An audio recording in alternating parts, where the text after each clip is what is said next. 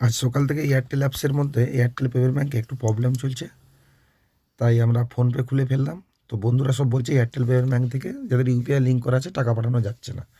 তো আমার কন্ট্যাক্টে থাকা একজনকে আমি 1 টাকা পাঠানোর চেষ্টা করলাম, দেখাচ্ছে UPI issue at Airtel payment bank limited.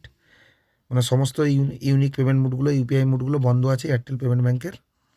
Airtel payment bank দিয়ে কোনোভাবেই কোনো ইউপিআই ট্রানজ্যাকশান করা যাবে না। তাই আবারও চেষ্টা করলাম, কিন্তু টাকা পাঠানো গেল না। দেখা যাক, এরপর আমরা গুগল পেতে যাব। গুগল পের স্ক্রিনশট রেস্ট্রিকশান থাকার জন্য ব্ল্যাঙ্ক হয়ে যাচ্ছে, কিন্তু আমার কন্ট্যাক্টে থাকা একজনকে আমি টাকা পাঠানোর চেষ্টা করলাম, এটাও গেল না। তো আমরা যাব এয়ারটেল থ্যাঙ্কস, মানে এয়ারটেলের নিজস্ব এয়ারটেল ব্যাঙ্কস অ্যাপে। তো এখানে দেখলাম, তো আমার অ্যাকাউন্টে কিছু সামান্য পয়সা আছে। তো আমি দেখব এখান থেকে আইএমপিএস করে কাউকে টাকা পাঠানো যায় কি না,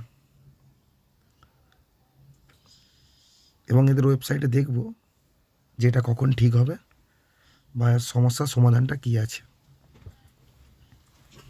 তো এয়ারটেল থ্যাঙ্কস অ্যাপের মধ্যে ঢুকে গেলাম।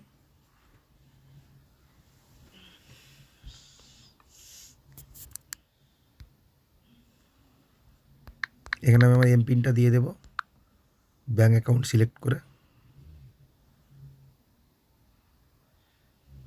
প্রসেসিং ইওর পেমেন্ট প্রসেসিং থেকে পেমেন্ট ফেল্ড হয়ে গেল।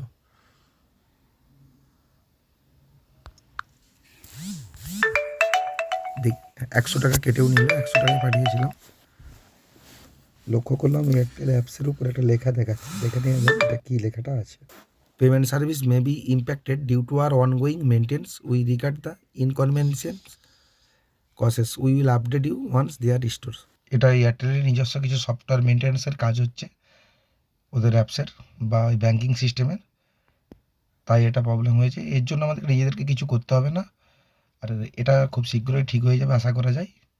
যখন এটা ঠিক হবে নোটিফিকেশানের মাধ্যমে এয়ারটেল পেমেন্ট ব্যাঙ্ক আমাদেরকে এটা জানিয়ে দেবে। সবাই ভালো থাকবেন, সুস্থ থাকবেন, নিজের খেয়াল রাখবেন। ধন্যবাদ।